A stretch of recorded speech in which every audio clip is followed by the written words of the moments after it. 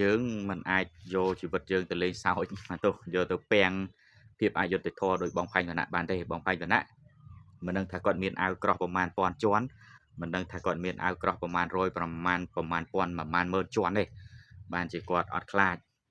ហើយរឿងរ៉ាវដែលគាត់យកមកនិយាយមួយសិតតែរឿងរ៉ាវធំប៉ុនភ្នំប៉ុនមេឃប៉ុនដី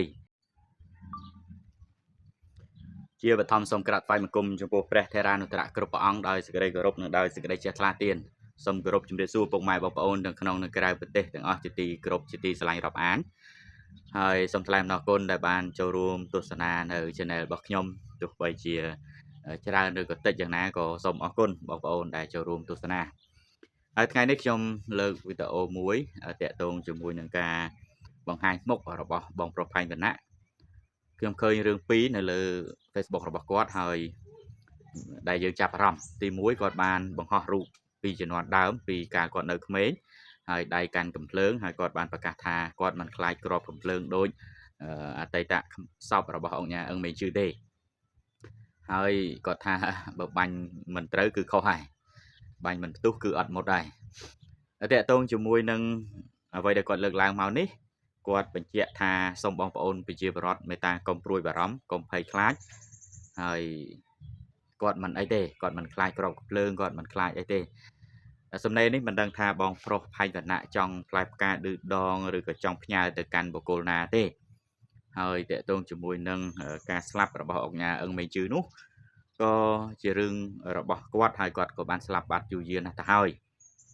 តាក់ទងកិច្ចការងារផ្សេងបញ្ហាផ្លូវច្បាប់គឺគេបានធ្វើអស់ហើយខ្ញុំក៏អត់ដឹងដែរគ្រាន់តែសំណេររបស់បងផែងវណ្ណៈយើងមើលទៅប្រហែលជាមានអ្វីដែលធ្វើឲ្យគាត់លើកឡើងធ្វើឲ្យគាត់មានការព្រួយបារម្ភនិងមានការលំបាកចិត្តយ៉ាងម៉េចបានគាត់បង្ហោះរូបមួយហ្នឹងតែពិតទៅគាត់ជាមនុស្សម្នាក់ដែលមិនខ្លាចក្របកំភ្លើងខ្ញុំនិយាយជាប់ចំអញ្ចឹងទៅសម័យ2026ហើយមិនគួរខ្លាចក្របកំភ្លើងទៀតទេប៉ុន្តែគួរឲ្យខ្លាចបំផុតមិនគួរខ្លាចទេប៉ុន្តែគួរឲ្យខ្លាចដោយសារអីដោយសារតែយើងមិនអាចយកជីវិតយើងទៅលេងសើចទោះយកទៅពាំងភាពអយុត្តិធម៌ដោយបងផែងវណ្ណៈបានទេបងផែងវណ្ណៈមិនដឹងថាគាត់មានអាវក្រោះប្រមាណពាន់ជាន់មិនដឹងថាគាត់មានអាវក្រោះប្រមាណ100ប្រមាណពាន់ប្រមាណម៉ឺនជាន់ទេបានជាគាត់អត់ខ្លាចហើយរឿងរ៉ាវដែលគាត់យកមកនិយាយមួយសិតតែរឿងរ៉ាវធំប៉ុនភ្នំប៉ុនមេឃប៉ុនដីដែលយើងឃើញថាអ្នកដែលគាត់ប៉ះជាមួយនោះសិតតែមានលុយមានអំណាចមានបុណ្យមានស័ក្តិហើយអាចនិយាយមួយម៉ាត់ថា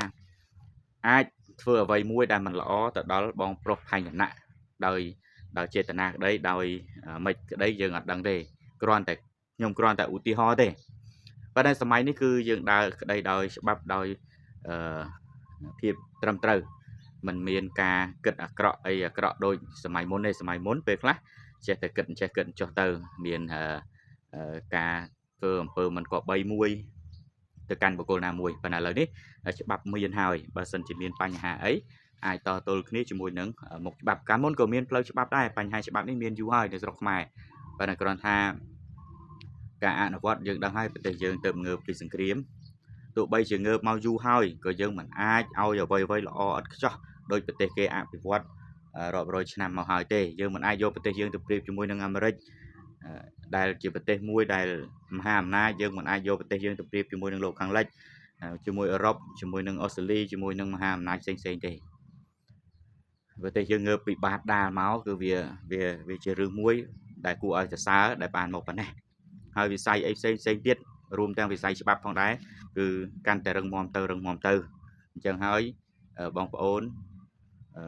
រឿងខ្លះកុំចេះតែវិនិច្ឆ័យកុំចេះតែគិតហើយក៏កុំចេះតែនិយាយលើកឡើងនៅក្នុងចិត្តឬក៏អីហ្នឹងក៏បានធម្មតាប៉ុន្តែកុំចោទបុគ្គលនេះកុំចោទបុគ្គលនោះហើយជាពិសេសថ្នាក់ដឹកនាំនោះគឺមេត្តាជាយាមអាចឈប់បានក៏ឈប់ទៅខ្ញុំជឿថាក្នុងនាមជាអ្នកដឹកនាំគាត់មិនចង់ឲ្យជួបបញ្ហាចេះមួយចុះពីរទេប៉ុន្តែធ្វើម៉េចបើរឿងរ៉ាវទាំងអស់វាមិនមែនថ្នាក់ដឹកនាំលោកក្តោបក្តាប់បានទាំងអស់ទេមានមន្ត្រីខ្លះខូចមន្ត្រីខ្លះមិនសូវខូចអីចឹងណាចឹងបានថាត្រឡប់មកវិញតេតងជាមួយបងផែងវណ្ណៈនេះគាត់ខ្ញុំនៅតែសរសើរហើយនៅតែលើកម្រាមដៃ10អរគុណបងហើយជូនពរបងឲ្យមានសុខភាពល្អទេវតាទាំងឡាយសូមតាមបីបាច់ថែរក្សាបុគ្គលល្អ ដែលគាត់ឈឺឆ្អាលដែលគាត់ខិតខំប្រឹងប្រែងដើម្បីសង្គមជាតិជាពិសេសតាក់ទងជាមួយនឹងបញ្ហាអយុត្តិធម៌ផ្សេងដែលកើតមានហើយពី3ថ្ងៃនេះគឺបញ្ហាធំនោះជាមួយនឹងបងអង្គញាម្នាក់តាក់ទងជាមួយនឹងបញ្ហាដីធ្លីរបស់កងទ័ពរឿងរ៉ាវនេះក៏មិនទាន់ដឹងថាដល់ពេលណាដែរប៉ុន្តែខាងបងផៃម្នាក់គាត់បានប្រមូលឯកសារពីបងទាហាននឹងហើយប្រជាពលរដ្ឋមួយចំនួនទៀតដែលអះអាងថាគាត់ធ្លាប់ចាញ់បោកបងអង្គញាអីចឹងទៅប៉ុន្តែខាងបងអង្គញាគាត់នៅតែរក្សាភាពត្រឹមត្រូវរបស់គាត់ហើយគាត់នៅតែរក្សាជំហរថាខាងគាត់ត្រឹមត្រូវមកស្ដាប់នៅអ្វីដែលគាត់លើកឡើងមកគាត់មានឯកសារមានអីបញ្ជាក់អញ្ចឹងបន្ទាប់ពីគាត់បានទទួលឯកសារពីខាងកងទ័ពពីខាងប្រជាពលរដ្ឋមកបងផៃវណ្ណៈគាត់ប្រកាសថាគាត់ទុកពេលឲ្យខាងលោកអង្គញាហ្នឹងគាត់បកស្រាយនិងបំភ្លឺតាក់ទងជាមួយនឹងរឿងរ៉ាវទាំងអស់ហ្នឹងហើយរយៈពេលនោះគឺម្សិលមិញមកដល់ពេលនេះខ្ញុំមិនទាន់បានចូលទៅមើលការបំភ្លឺរបស់ខាងបងអង្គញាទេប៉ុន្តែគ្រាន់ថាគាត់បានផ្ញើលិខិតមួយជូនទៅបងផៃវណ្ណៈរួចហើយយ៉ាងវែងអន្លាយដែលខ្ញុំធ្លាប់អានឲ្យបងប្អូនស្ដាប់សិនមិញនោះលិខិតដល់វែងអន្លាយនោះគាត់បានបញ្ជាក់តាំងពីដំណើរដើមតងហេតុការយ៉ាងម៉េចគឺល្អិតល្អន់ល្មមដែលអាចយល់បានហើយខ្ញុំជឿថាគាត់មិនបានលំអិតតទៅទៀតទេ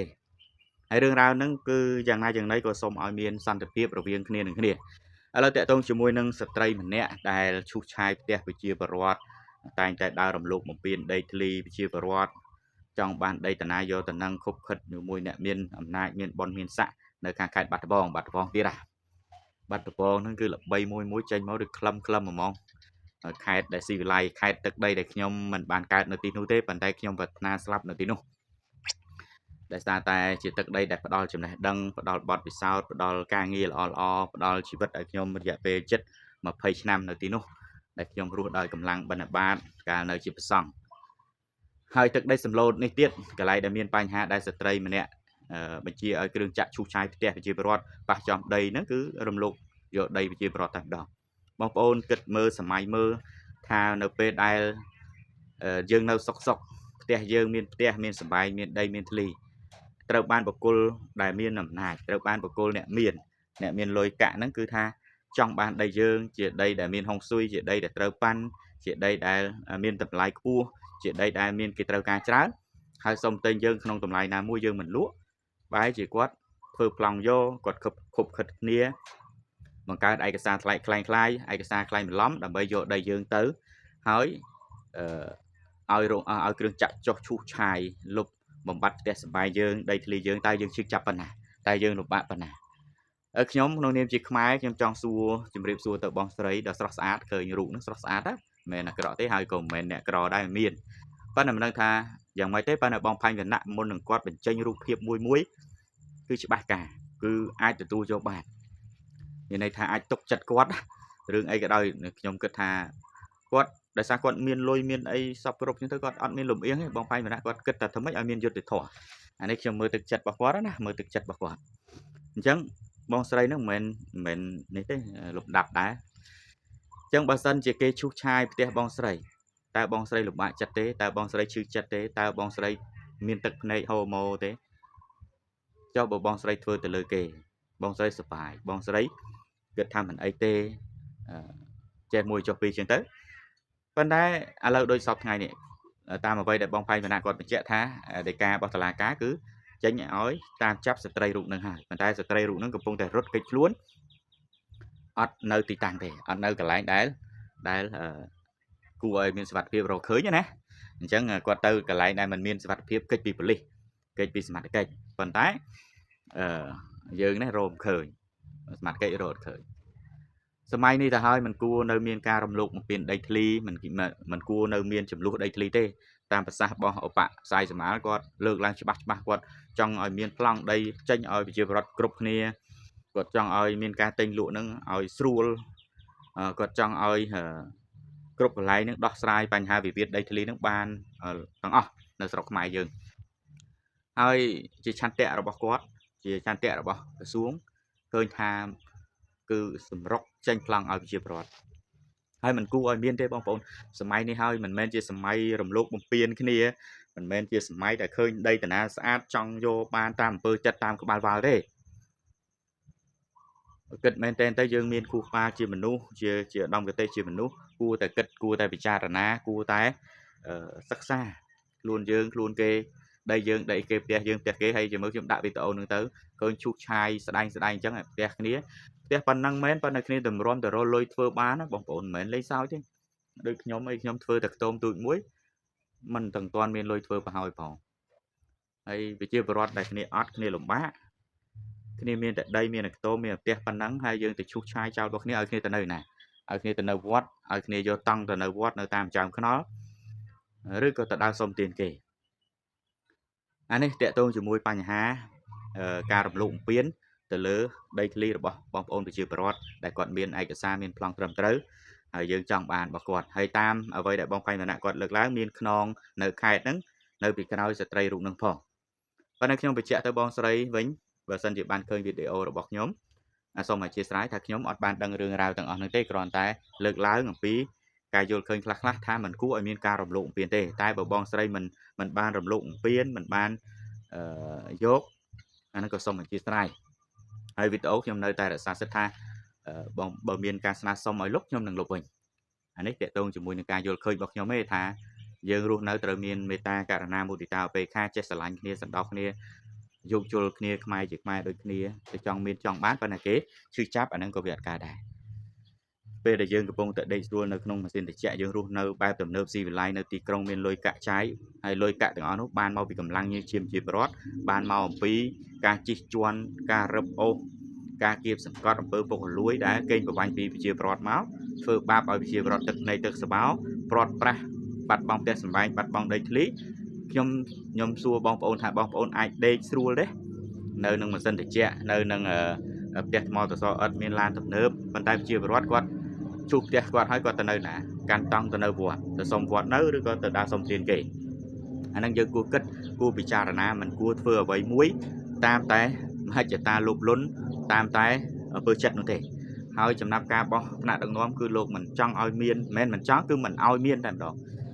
ប៉ុន្តែណាស់តែថ្នាក់ក្រោមឬក៏បងប្អូនជាពលរដ្ឋខ្លួនឯងនឹងឯងដែលរស់ស៊ីខົບខិតគ្នាធ្វើឲ្យអាប់អោនកិត្តិយសរបស់ជាតិធ្វើឲ្យអាប់អោនកិត្តិយសរបស់រដ្ឋអានឹងខ្ញុំលើកឡើងប៉ុណ្ណឹងហើយតកតងជាមួយនឹងបញ្ហាការបង្ហោះរបស់បងផាញ់គណៈនេះក៏សូមជូនពរឲ្យបងមានសុខសុវត្ថិភាពគ្រប់ពេលវេលាហើយបងស្រីដែលរំលោភយកដីធ្លីហ្នឹងបើបងស្រីអាចឈប់បន្តទៀតទៅហើយធ្វើជាមនុស្សល្អយើងអាចសងសំណងគាត់វិញទៅគឺចប់រឿងរ៉ាវទាំងអស់ហើយមិនគួរឲ្យមានរឿងរ៉ាវដ៏អយុត្តិធម៌ដូចនេះទៀតទេអានេះប៉ះគ្រួសារគេឈឺចាប់ប៉ុន្តែថ្ងៃណាមួយនឹងប៉ះគ្រួសារខ្លួនឯងឈឺចាប់ដូចគ្នាអញ្ចឹងអរគុណច្រើនខុសឆ្គងយ៉ាងណាសូមអធិស្ឋានអរគុណសូមគោរពលា